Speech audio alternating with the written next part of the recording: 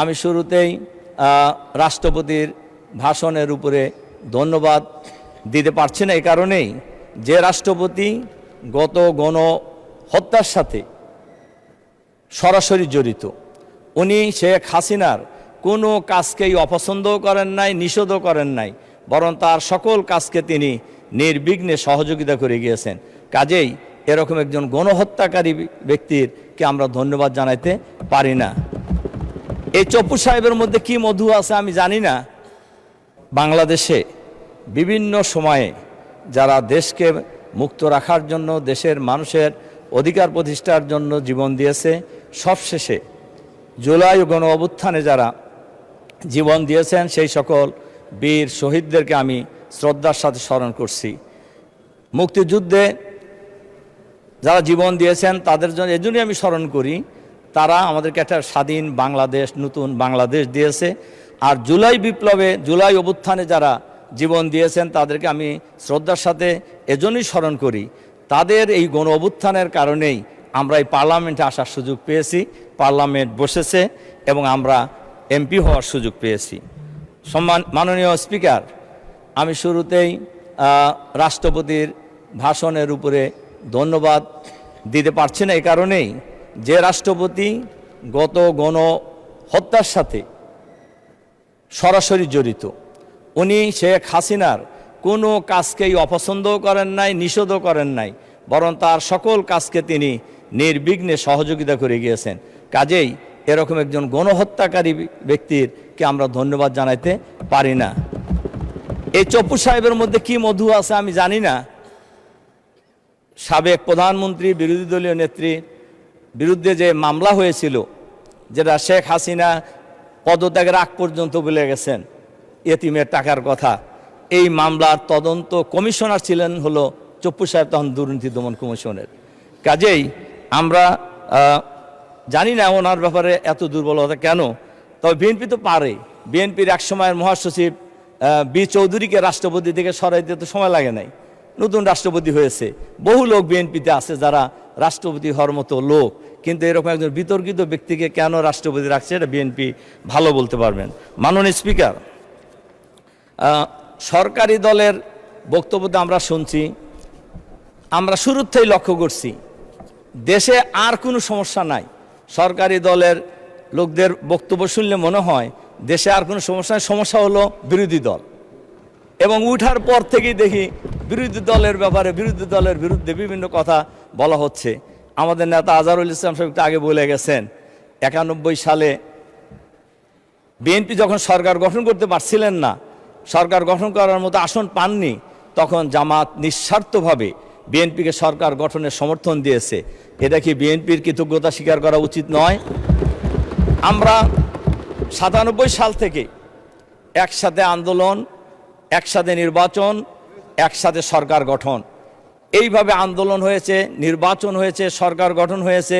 সেই সরকারে জামাত ইসলামের মন্ত্রী ছিল 2 জন। এটা জামাত এবং বিএনপির মধ্যে যে একটা সেতুবন্ধন ছিল, এটাই তো বোঝা যায়। কিন্তু এরপর থেকে জুলাই বিপ্লব, জুলাই গণ অভ্যুত্থান পর্যন্ত আমরা তো প্রায় একসাথেই ছিলাম। তখন তো কেউ সমস্যার কথা বলেন নাই। এবং বলা যায় এই স্বৈরাচারী আমলে এইখানে আমরা যারা আছি অনেকেই বলেছেন, আমাদের সরকারি দলের বন্ধুরা বলেছেন, আমাদের বিরোধী দলের বন্ধুরা বলেছেন যে আমরা এখানে জুলুম নির্যাতনের শিকার হই নাই, এরকম লোকের সংখ্যা খুবই কম পাওয়া যাবে। যেমন আমি এবং আমার পরিবার ফ্যাসিবাদের আমলে জুলুম নির্যাতনের শিকার হয়েছি। আমাকে 2 পায়ে লোহার বেড়ি, কোমরে লোহার বেড়ি, 2 হাতে হ্যান্ডকাপ পরিয়ে বিভিন্ন দেশের বিভিন্ন কারাগারে ঘুরানো হতো। এরপরে আমি প্রায় 45 দিন আমাকে রিমান্ডে রাখা হয়েছিল। এরপরে আমার বড় ছেলে, তখন 16 সালের কথা, এসএসসি পরীক্ষার হল থেকে নিয়ে তাকে গুম করে দেওয়া হয়েছিল। তার 2টা চোখের রেটিনার পর্দা জুলুম নির্যাতন চালিয়ে ছিঁড়ে ফেলানো হয়েছে। তো এই জুলুম নির্যাতন শিকার তো আমরা সবাই হয়েছি। কিন্তু এত তাড়াতাড়ি এই নির্বাচনের পরেই আমরা জামাত এত খারাপ হয়ে গেলাম যে এখন বাংলাদেশে কোনো জিনিসপত্রের ঊর্ধ্বগতির কোনো কথা নাই, তেলের দাম বৃদ্ধি পাচ্ছে এ ব্যাপারে কোনো বক্তব্য নাই, আইন শৃঙ্খলা পরিস্থিতির মারাত্মক অবনতি হয়েছে সারা দেশে, এ ব্যাপারে সরকারি দলের কোনো বক্তব্য নাই। বক্তব্য হলো জামাত ইসলামী। মাননীয় স্পিকার, এজন্য আমি এরপরে যে কয়টা কথা আমি আপনাদেরকে বলতে চাই যে স্বৈরাচারী সরকার এখন আমরা সংসদে দেখছি অনেকেই অনেক বড় বড় কথা আমরা কিন্তু বলতেছি। ফ্যাসিবাদী সরকারের পতন তো 13 সালই হয়ে যাওয়ার কথা ছিল। তদানীন্তন বিরোধী দলীয় নেত্রী বেগম খালেদা জিয়া আমাদের সবার মনে থাকার কথা, এই সংসদে আমরা যারা আছি। মাননীয় স্পিকার, আপনারও মনে আছে নিশ্চয়ই, মার্চ ফর ডেমোক্রেসির কর্মসূচি ছিল ঢাকায় 29শে ডিসেম্বর। এই খবর তো কারোর অজানা কথা নয়, সবাই জেনেছি, মনে করতেন যে ওই দিনই সরকারের পতন হয়ে যাবে। 13 সাল, হ্যাঁ 13 সাল 29শে ডিসেম্বর ছিল এই প্রোগ্রাম। কিন্তু সেই নির্বাচন, সেই প্রোগ্রামে এই যে আমাদের মাননীয় মহাসচিব সাহেব এর সাক্ষী, আমরা মিটিং করেছি আগের দিন, যে মিটিংয়ে সর্বশেষ মিটিং যেটা হয়েছিল, আমাদের বিরোধী দলীয় নেতাও ছিলেন সেই মিটিংয়ে। এরপরে আমাদের যে মাননীয় মন্ত্রী, আমাদের পরিবেশ মন্ত্রীও ছিলেন, মহাসচিব তো ছিলেনই গুলশানের একটা বাসায়। সেখানে ব্যাপক পরিকল্পনা নেওয়া হয়েছিল, সারা বাংলাদেশ থেকে লক্ষ লক্ষ লোক সেদিন ঢাকায় এসেছিলেন এবং ওই দিনই সবাই ধারণা করে নিয়েছিলেন আজকে সরকারের পতন হয়ে যাবে। কিন্তু আমরা দেখলাম 2 জনের ফোন ছাড়া সব ফোন বন্ধ। ম্যাডামের ফোন খোলা আর মহাসচিবের ফোন খোলা, উনি ছিলেন মাঠে আমাদের সাথে। আর আমাদের জামাত শিবিরের লোকেরা মিছিল বের করে কয়েকজন ইতিমধ্যে শহীদ হয়ে গেল রামপুরায়। কাজেই আমরা যে এত আন্দোলন করলাম, ওই দিন সবার ফোন বন্ধ ছিল কেন, এটা কি কোনোদিন জানার সুযোগ হয়েছে জাতির? মাননীয় স্পিকার, আমি আরেকটা ঘটনা বলি। শাপলা চত্বরের ব্যাপারেও কিন্তু সেম ঘটনাই হয়েছে।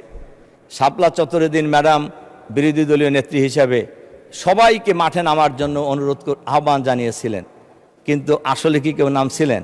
সেখানে আমাদের অনেক লোক শহীদ হয়েছে, আমাদের আলেম ওলামারা শহীদ হয়েছেন। কিন্তু ওই দিনও একটা সুযোগ সরকার পতনের কিন্তু ছিল, কিন্তু আমরা কিন্তু সে কাজটা আসলে করতে পারি নাই।